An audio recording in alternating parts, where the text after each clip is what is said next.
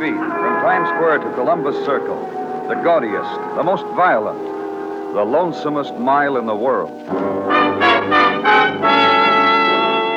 Broadway's My Beat, transcribed with Larry Thor as Detective Danny Clover.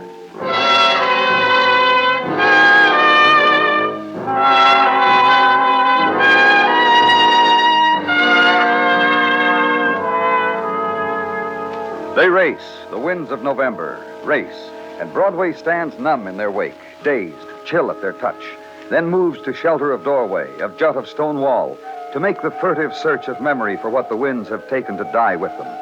And realization then, and the shudder, images sworn to hard remembrance have fled on the chill embrace of November wind. Spin, dance, vanish on squall of wind. So move back into it, and make search for new images to be remembered. And find them in spectacular, screaming the promise, in neon, pulsing the dream. Arrangement in fleeting scarlet and golden light, images as painted by a November wind.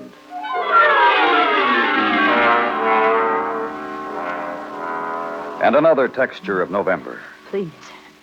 Please. Woman shivering, her arms crossed, her hands digging into her shoulders. Woman huddled tightly and chill and biting a knuckle. And the warmth of a room about her. Sheen and glow of the expensive things of a room about her. Please. Just try to take it easy, Mrs. Taylor. I can't. I'm trying to control myself. Here, why don't you come sit over here? That's right. You just sit down right there.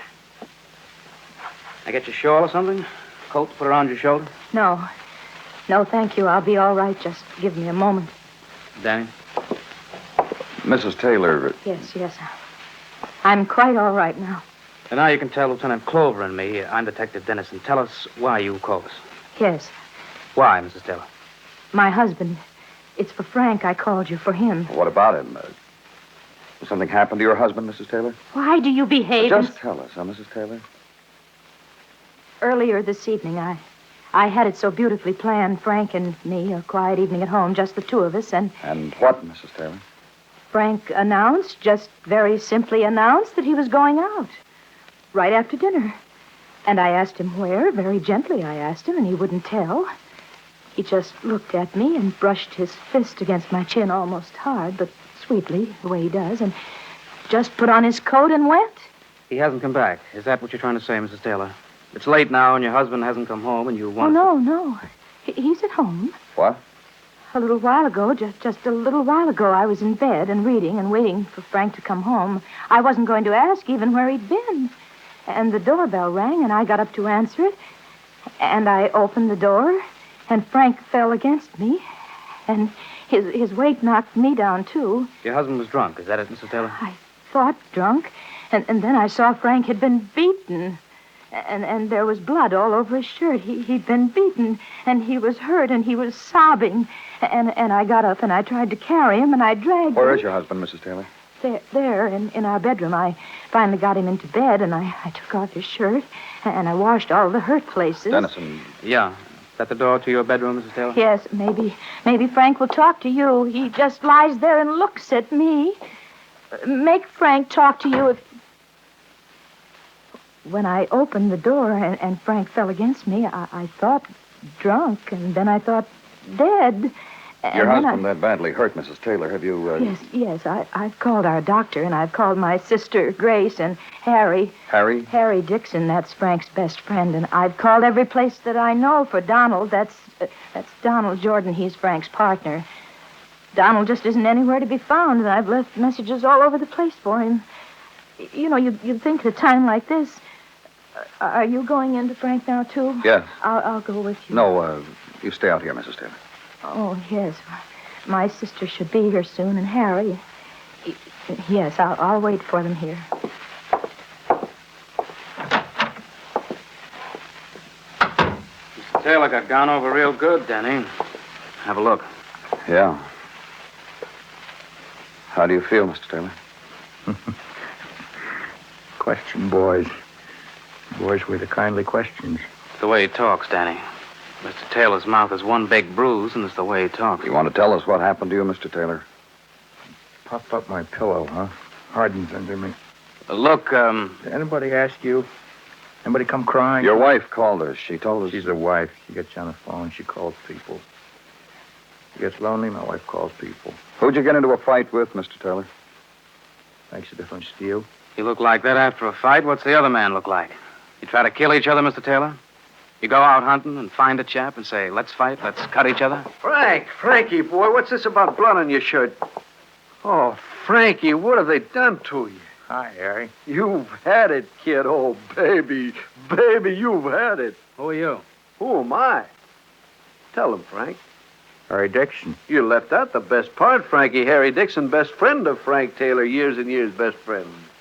Get them out of here, Harry. Sure, Frankie, but you've been hurt bad and you don't know what you're saying. You don't talk to police like so. You gotta be open and above board all the time.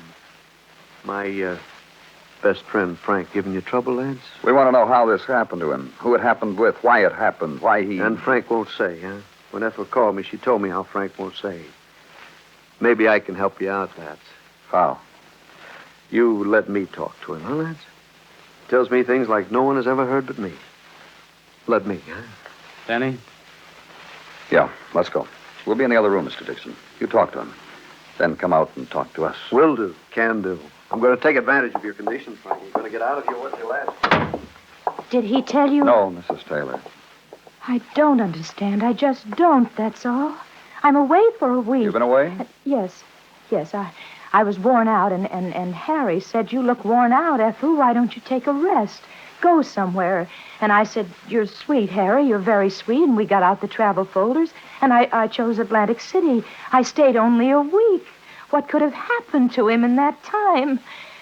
I just wish Donald would come. That's your husband's partner, Mrs. Taylor, the one you told me about? Yes, I just called him again, and there was no answer. And I called the bars again I know he goes to, and I left messages again. You have his address, Mrs. Taylor?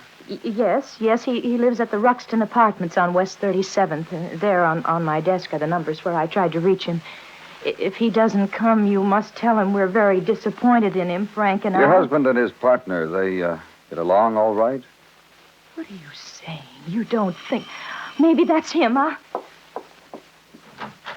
Grace.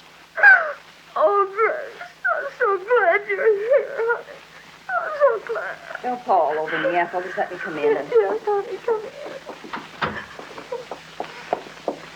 This is my sister, Grace Blandish. This is Lieutenant Clover. How you doing? How do you do? Detective Dennison, my sister. Hi.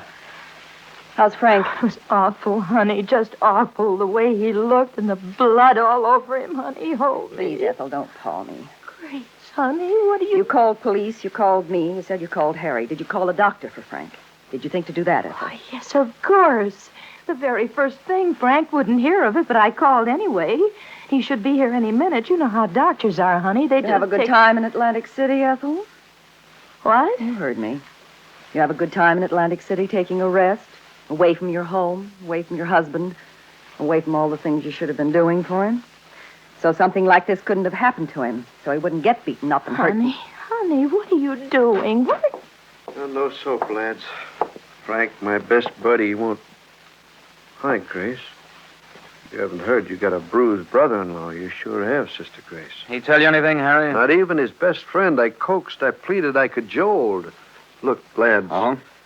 I look around me, and here's Ethel, the wife, and here's Grace, the sister, and here's Harry, the pal and buddy, and it occurs to me that there's a gap in our little group. Go on. How come Donald isn't here, Frank's partner? First comes a man's wife, then his buddy, then his partner. How come partner Donald makes a gap? Well, don't worry about it, Harry. Harry, Yeah, lad? we'll want to know where we can find you. Sure you will. My card, lads, which states my name, my business, my address for all the world to see and know, yours for the asking. Thanks. And this, a suggestion. Frank in there, he got it real good, and he won't say who gave it to him. Some guys die from a beating like he got, so you lads will do something about it, huh? Because you're fine lads. Only a suggestion. Yeah, thanks. Thanks a lot, Harry. Ethel, Yes. your husband's alone in there now, shouldn't you? Yes, I'll go to him. I just It's wanted a to thing talk a wife to you. would do, I imagine. Go to her hurt husband. Let's go, Dennison. Yeah, let's do that, Denny. A squad car ride then to West 37th in the Ruxton Arms Apartments. It asked for Donald Jordan, partner of a violently beaten man who wouldn't talk. And be told Mr. Jordan had not been in all evening, had gone out earlier. Asked to be taken to Donald Jordan's room and exchange the flash of a badge for the privilege. and Donald Jordan not there. And phone calls then to the list of numbers taken from Mrs. Taylor's desk, bars, clubs, friends. Donald Jordan in none of the places, had not been in all evening or night. And last phone call then to headquarters, and issuance of a pickup order on Donald Jordan, stakeout on his apartment, and bid Detective Dennison good night.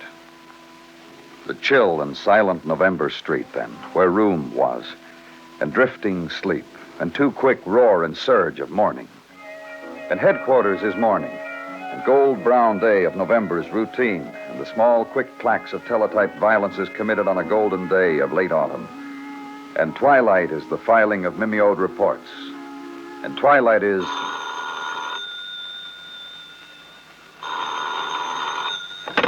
Danny Clover speaking. Report just came in, Danny. Homicide in Central Park. Reported by park attendant. Bridle path just after it crosses 72nd Street. And go there. And under a pile of fallen leaves, a park attendant had begun to rake, then stopped, because it was not the feel of leaves he was raking anymore. A man, beaten man who had been in a fight. The dull, dried trickle of stain from his mouth. Beaten man. Dead man. And search him for identity and find it. Wallet. Driver's license. Donald Jordan. A stirring of wind. Flurry of new falling leaves. And nighttime closes in on Donald Jordan.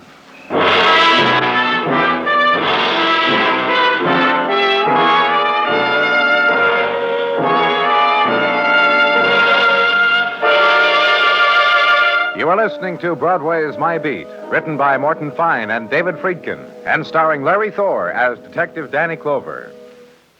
For music, for drama, for news, for sports, CBS Radio is right with you, daytime, nighttime, all the time.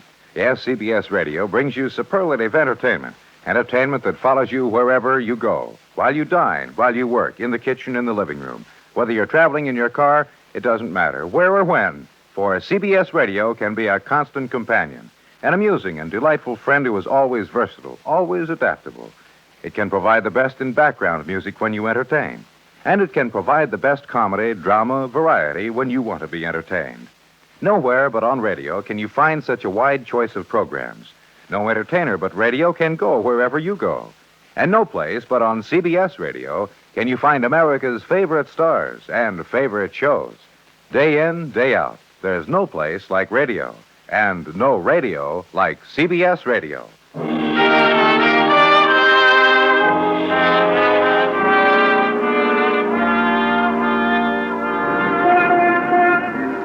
When November settles down on Broadway, everybody's got a lot to cheer about.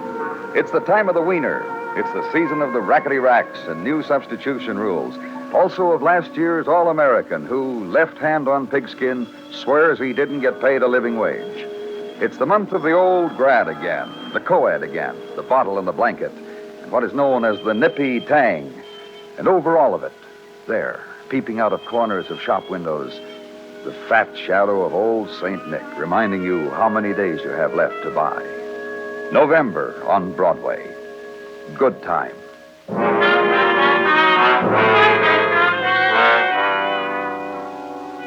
And of a morning where I was, November was the opening of a door. Danny? Oh, hi, Sergeant. Come on in. What do you got? A comment. Oh? Of all the seasons, I like autumn best. Subject of conversation Mrs. Tartaglia and I dipped into last night. Results we came up with. Autumn is the one. I know it's been bothering you, Gino, and I'm glad you've got it all straightened out now. It's bittersweet. Gino... It's off my chest now. Now we, Certainly. Frank Taylor, according to a report phoned in this morning by his physician, spent a restless night and is still in no condition to be spoken to by the police. All right, what else? The deceased of last night has been positively identified as Donald Jordan, partner of Frank Taylor. Uh-huh. Frank Taylor has a pamphlet distribution outfit. A what kind of outfit? How to. You know, how to make a salad, how to build an extra room. Like that, Danny. Has ads in the newspapers, and people send him a quarter for a pamphlet. How'd he get along with his partner? Okay, according to first investigations. Donald Jordan bought into the business with a lump sum. Well, let's see. Yeah, for $5,000, it says here. Which happened 6 months ago. Now, what else? Nothing. Well, thank you, Sergeant. Anytime. Anytime at all.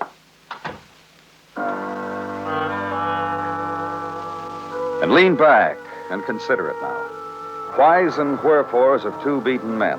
What and who conspired? How did time and occasion get together of a November evening in the park and leave one man broken, another dead? Consider it. Out into the street and ride with it, downtown. Gray stone houses gathering to themselves the first chill. Gutters with no leaves for children to kick through. Streets of dappled sunlight and too many noonday shadows. November streets. And the girl in suede and peaked cap driving a small open car. And take a right and an address you have. For questions you have. Listen, Mr. Clover, any information you want, consider it good as gotten. Thanks.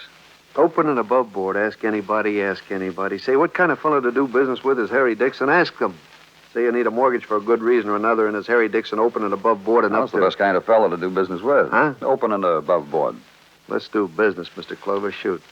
Did you have anything to do with The fracas, Franks and Donald's fracas? Hey, boy, back up, huh? We were going to be opening... Well, Listen, all I am is Frank's buddy. tell me about him. A peach. What else? A peach, a regular fellow, a sport. What do you want, anyhow? How about his wife? How about her, huh? As long as we're being open and above board, how about her? Pretty. That's one way of putting it. How would you put it? Thrilling. I don't like to mince words, Clover. Ethel Taylor is a thrilling girl. She thrilled you, huh? Look. Yeah, she did. From afar. What do you think, anyhow? Known her for a long time. Sure, Frank introduced me to her a week after you met her. Said to her, Ethel, meet my bud, meet my girl, Harry. He said, next week he married her. When was the last time you saw her? Something on your mind? I only asked because it sounds like something underhanded you got on your... Look, I'm not afraid of any question you can ask. When was the last time you saw Ethel Taylor? A week or so ago at the party? Party? Yeah. Tell me about it. Partner, Don Jordan, was going on the road. Business trip. Gave him a party, then he went on the road. Which is about the time Ethel Taylor was out of town, too. Listen. In case you want to make something out of it, I heard her tell Don she'd miss him. In case you want to make something out of it. I'll bet you can take it from there, can't you, Clover? Sure you can. Bye, fella.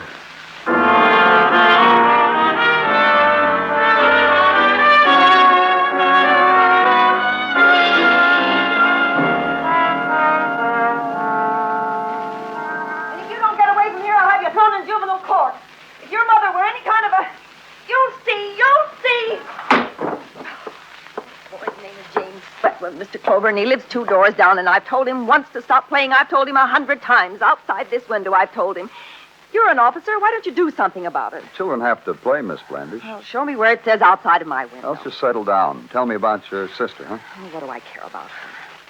What do I even want to talk about her for? Because her husband got beaten up. Because a man was murdered. And Frank had a perfect right to do what? to kill Donald Jordan. Did he? What? Did Frank Taylor kill Are Donald? you being foolish or what? What makes you so Are you sure a that... crazy man or what? Both of them beaten like they were. They did it to each other. One did it worse, that's all, or better. Sure, Frank killed him. Who's going to blame him? Who's... Yes? Listen, who's kidding who? What are you talking about? You know what kind of sister I have. You said you didn't care Lousing up her life like that. If it would have happened to me, If what? marrying a splendid man like Frank. If I would have married him, I would have been satisfied and made a good home for him and been a fine, honorable wife. Which your sister I wasn't. wish I would have had the opportunity, that's all. You know what she did? Yeah, just part of it. She went out of town the same time Don Jordan did. Atlantic City. Well, that's a good place to go out of season. A good place to catch a rest. Some rest. What do you mean? I drove over while Ethel was there. I went to a party with her. Some rest. What about the party? Booze in galvanized buckets. You think I'm kidding? What else? Men. Yeah, go on. Ask me what you want to know. Go on. No, you just tell me. Donald Jordan. Oh? You thought he was on the road, didn't you? Well, All I can say is the road he was supposed to be on led to my sister in Atlantic City. He sure is a splendid company man. when you got back to New York... The next did you... day. Well, when you got back, did you tell Frank Taylor about his wife? Oh, Just that I didn't think Atlantic City was much of a place for resting, especially when his partner was in the territory. I see. I thought you would. Now you know what I mean about my sister, always lousing up her life. Now you know.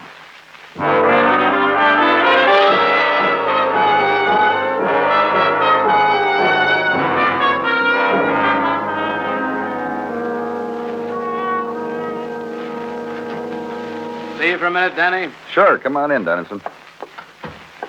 What want to see me about? Been down to Frank Taylor's place of business, Danny. Interesting place. Hmm? Always wanted to know how to build a barbecue in my backyard. Taylor's got a pamphlet. Tells you how, brick by brick. What do you want me to do? Help you build it? Look, Tartaglia told me how you helped him once to lay a brick walk in his yard. He says you missed the gate by What do you want, Dennison? I got it, thanks. Route of Donald Jordan. Towns he was supposed to hit on the road. Here to Philly, to Atlantic City, to Easton. Then his being in Atlantic City is legit, huh? Of course, he might have arranged his route so he'd be there the same time as his partner's wife and all. I've heard of such things happening. What else have you got? Report from Dr. Sinsky. Post-mortem on Donald Jordan. He was killed instantly And? at approximately 3 a.m. on the morning of... What time were we at Frank Taylor's house, Danny? Yeah. Something, huh?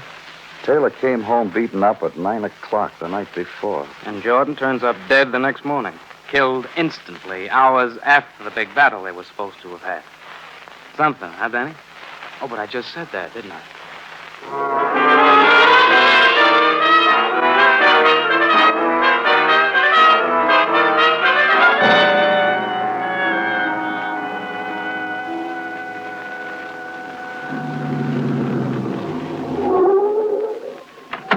All right, Harry, let's go. What'd you bring me here for? Your best friend's house. You don't need a reason. Let's go. Out.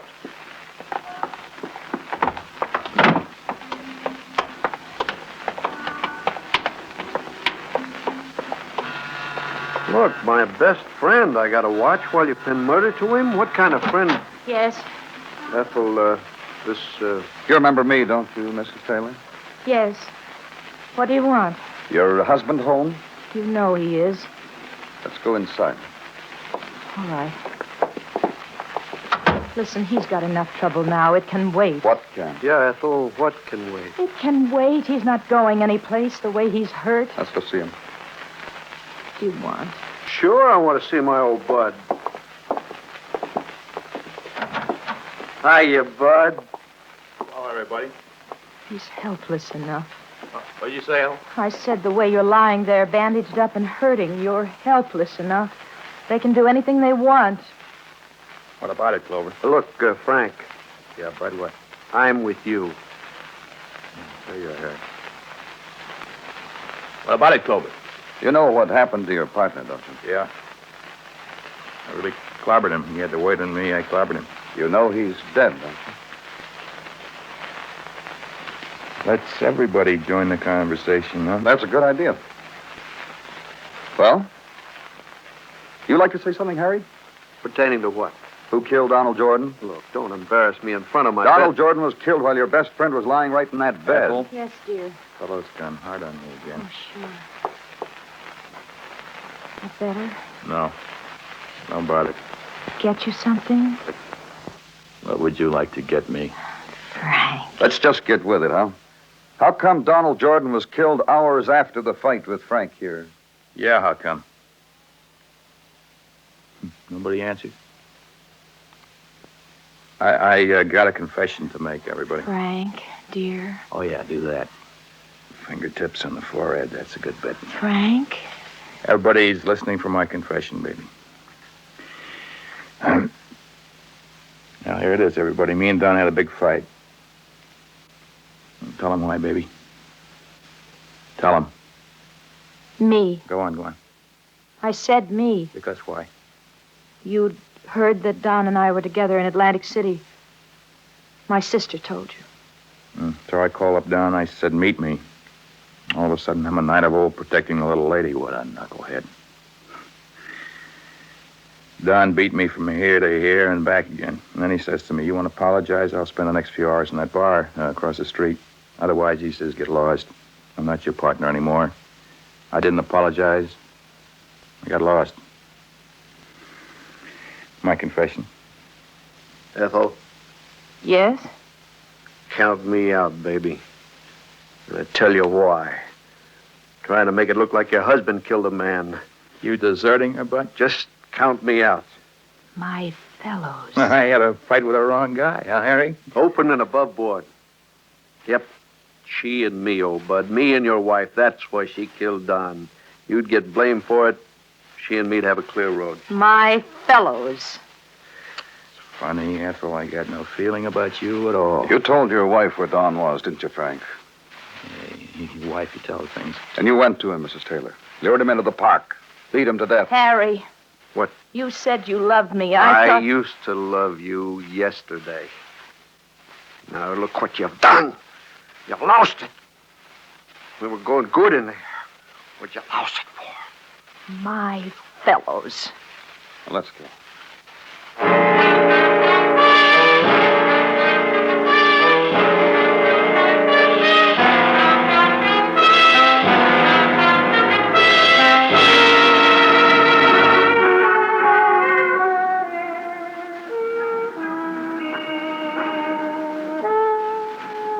When dawn touches Broadway, the shadows linger for one faint caress, then leave and take away the night. A cloud drifts, and far away a bird dips and touches it with a wing. And time has come for the day. The people wake, the fury gathers, the crowd funnels into the streets. Walk easy. The shock is on. It's Broadway, the gaudiest, the most violent, the lonesomest mile in the world. Broadway. My beat.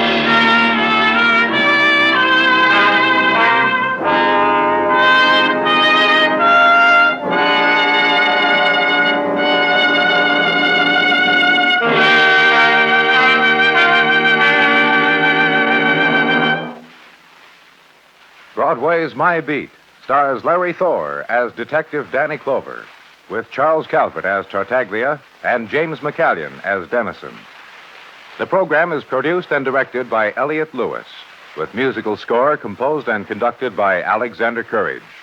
In tonight's transcribed story, Kathy Lewis was heard as Ethel Taylor, with Tom Tully as Harry Dixon, Irene Tedrow as Grace Blandish, and Lamont Johnson as Frank Taylor. Bill Anders speaking.